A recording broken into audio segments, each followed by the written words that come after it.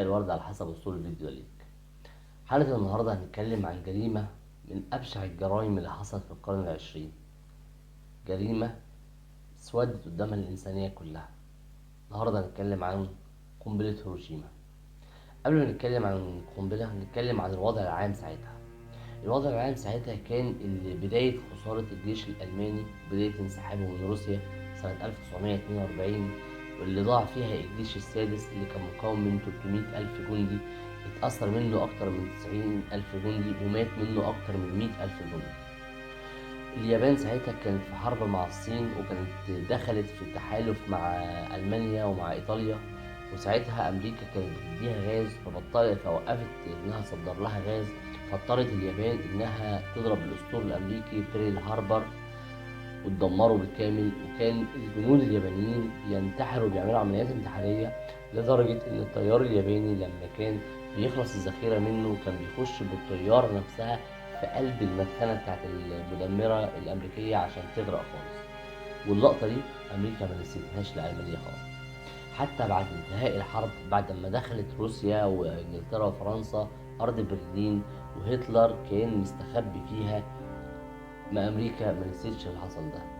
في فترة من نوفمبر 1944 لشهر فبراير 1945 حصل 4 محاولات اغتيال لهتلر، لأن كان القادة الألمانيين اللي تحتيه مقتنعين إن خلاص ألمانيا في موت هتلر، لكن ما ماتش في ولا واحدة منهم، بل بالعكس كان بيعدم كل اللي حاول يقتله. لحد لما الروس الجيش الأحمر دخل في شرق برلين، وإنجلترا وفرنسا دخلوا في غرب برلين ووصلوا لنص ألمانيا. كان ساعتها هتلر قاعد مستخبي في خندق تحت الأرض في الحصن بتاعه، هو والحاشية بتاعته ومراته اللي اتجوزها في آخر أيام.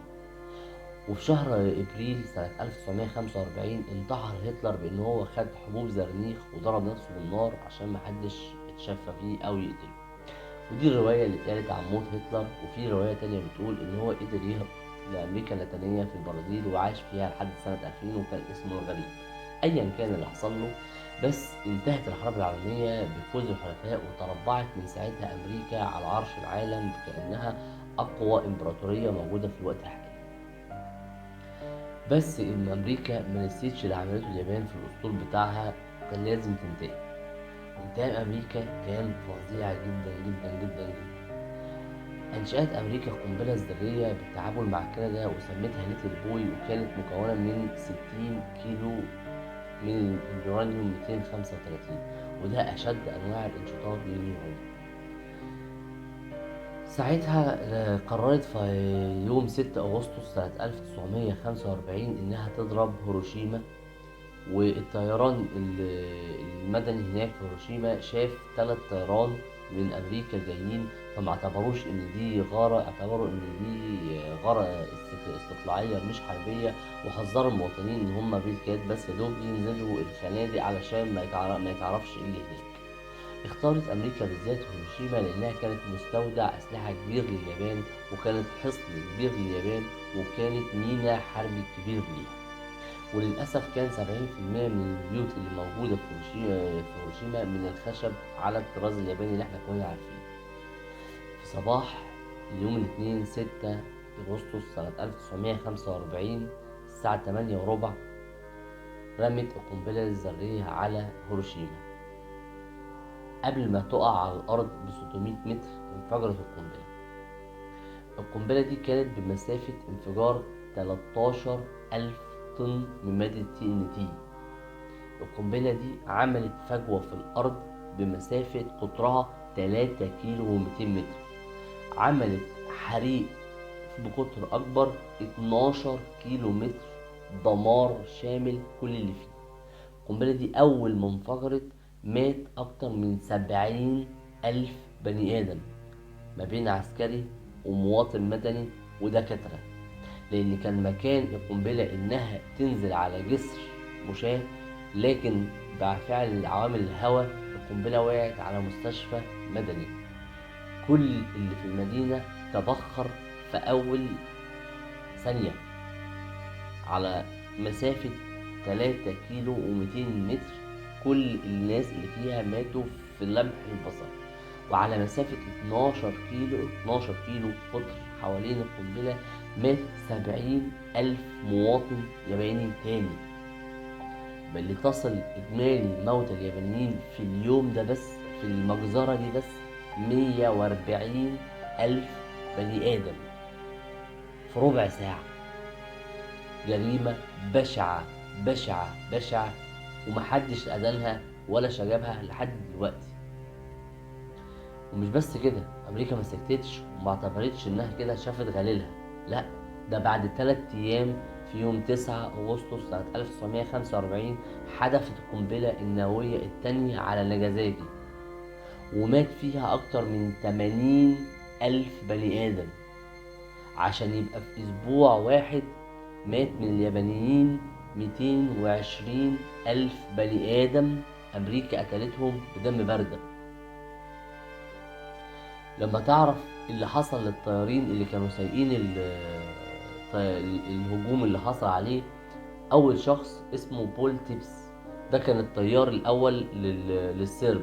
الراجل ده مراته سابته وقالت له إنها مش مستعدة تعيش مع قاتل، وبدأ يجيله انهيار عصبي واتجنن ودخل مستشفى المجانين.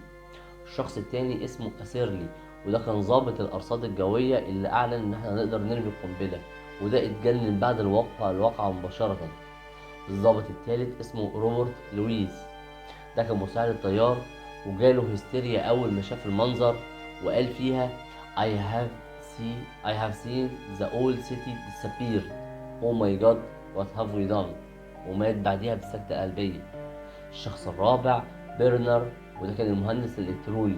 الراجل ده هاجر الديانة اليهودية وبدأ إن هو يخش في الديانة الكاثوليكية، ومنها للمسيحية الكاثوليكية، ومنها للمسيحية البروتستانتية، وما لقاش قسيس واحد يضمن له إن هو يخش الجنة، ومات بعديها بسكتة قلبية. الشخص الخامس روبرت شومارت، ده كان مهندس مساعد، فضل يصرخ من نومه لمدة 3 سنين، وكانت مراته بتصحي كل مرة بتصحيه وهي بتعيط جنبه، كانش بيصرخ غير بجملة واحدة: السحابة السحابة تطاردني. الشخص السادس كان اسمه ريتشارد نيلسون، ده كان مهندس مساعد. الراجل ده جاله ذهول وشروط في العين وشروط في الوعي، ما كانش بيصرخ غير بكلمة واحدة، بيقول شبح هيروشيما تأكل روحي. والراجل ده جات له دعوة ان هو يروح هيروشيما، رفض وقعد يعيط لمدة 3 ايام، وكان بيروح يشوف اي حد ياباني يقعد يعتذر له لحد لما مات. دي مش اخر جريمة عملتها امريكا، ولا هتكون اول جريمة، لان في حلقة كاملة هنقدر نعملها عن الهنود الحمر وازاي اتباد 80 مليون مواطن بدم بارد. في اخر حلقة احب اشكركم على الكومنتات الجميلة اللي انا بستقبلها منكم، واتمنى لو حد عنده اي تعليق سلبي او ايجابي انا تحت امره، ولو عايزين نتكلم في اي موضوع يشرفني ان انا اسمعه. وبس كده يا سيدي، اشوفكم دايما على خير، سلام.